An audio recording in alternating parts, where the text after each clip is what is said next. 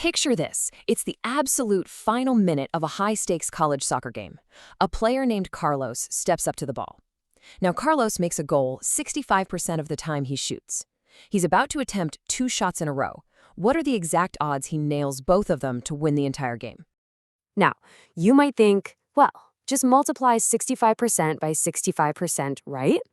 But wait, Carlos is what we call a streak shooter. If he hits that first goal, his confidence goes completely through the roof, and his chance of hitting the second goal jumps all the way to 90%. So, what is the actual probability he sinks both shots? It's exactly 58.5%. And no, that precise outcome isn't just magic or luck. It is dictated entirely by the hidden foundational rules of probability.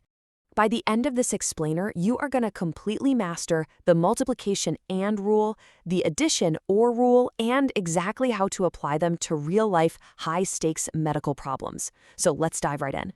Okay, part 1. The multiplication rule. Whenever you want to find the probability of one event happening and another event happening, you need to multiply. Now, don't let the math symbols intimidate you here. It simply says the probability of A and B happening together is just the probability of B multiplied by the probability of A, given that B already happened. See that straight vertical line? That's just math speak for given that. It's absolutely crucial because it accounts for situations where the very first event totally changes the odds of the second event. And this perfectly highlights the big difference between independent and dependent events. I mean, if events are independent, like flipping a coin twice, one outcome doesn't care at all about the other. But in real life, events are often dependent. A streak, just like Carlos's shooting, completely rewires the math for that second shot. So let's build out our soccer solution step by step. Step 1, identify the probabilities. The probability of goal 1 is 0.65.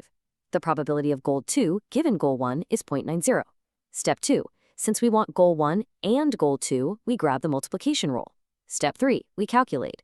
0.65 times 0.90 equals 0.585. And boom, just like that, we found our 58.5%. But wait a second. Let me ask you a question to test your thinking. What if we tweak the scenario? What if we don't need Carlos to make both goals, but we just want the probability of him making either the first goal or the second goal? That completely flips our whole approach. And that brings us to our second major framework for today, the addition rule. This rule is designed specifically for finding the probability of one outcome or another. So the absolutely crucial point is this formula. The probability of A or B equals the probability of A plus the probability of B, but then we have this essential little piece tagged on the end, minus the probability of A and B. Why in the world do we subtract that?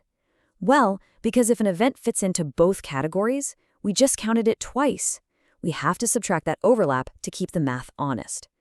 Now, a really interesting variation happens when events are mutually exclusive. That's just a fancy way of saying it is physically impossible for both things to happen at the exact same time. If they literally cannot happen together, the overlap, that P of A and B part, is simply 0. Let's make this super clear with an example from our textbook data. So Klaus is planning a vacation. He's got a 60% probability of choosing New Zealand and a 35% probability of choosing Alaska. But Klaus can only afford one trip, so these are mutually exclusive. I mean, the guy can't be in 2 places at once.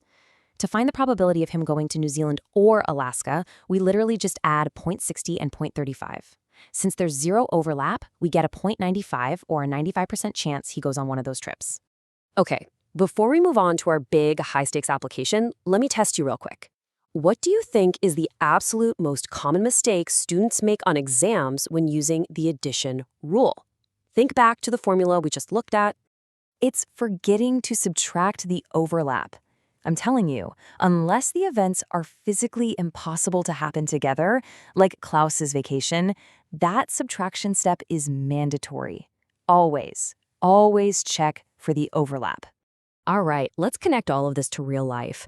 We are going to apply these exact formulas to high-stakes life or death scenarios in medical testing. Let's look at this data from a textbook study on breast cancer screening. Suppose 1 woman out of 7 who live to be 90 will develop breast cancer. That is a probability of 0.143, which we'll call P of B. Now, in the general population, the screening test comes back negative 85% of the time. But critically, for women who do have cancer, the test returns a false negative 2% of the time. That is our P of N given B. So here is the high-stakes question. What is the probability that a woman selected at random actually has breast cancer and receives a negative test result? Take a second. Think about which of our two rules you need to use here. If you guessed the multiplication rule, you absolutely nailed it because we are looking for an AND condition. Let's walk through it together. Step 1, identify the probability of cancer, which is 0.143. Step 2, identify the probability of a negative test given cancer, which is 0.02. Step 3, multiply them together. 0.143 times 0.02 gives us exactly 0.0029. Convert that over to a percentage, and we get 0.29%. And you know, while that might look like a tiny number, this vividly illustrates the terrifying reality of false negatives in medical screening. Understanding exactly how to calculate this intersection is exactly why probability matters so much in the real world. Before we wrap up, let's summarize the key takeaways with the ultimate cheat sheet. When you see an AND scenario, you use the multiplication rule. Just be completely sure to check if the events are dependent. When you see an OR scenario, you use the addition rule. And never ever forget to subtract that overlapping probability unless they are mutually exclusive. So, you now have the tools to solve basically any basic probability intersection or union. But here's something to chew on. Now that you've mastered these basic rules, how do they scale up when we start looking at complex, discrete, random variables? Join me in the next explainer and let's find out together. See you there.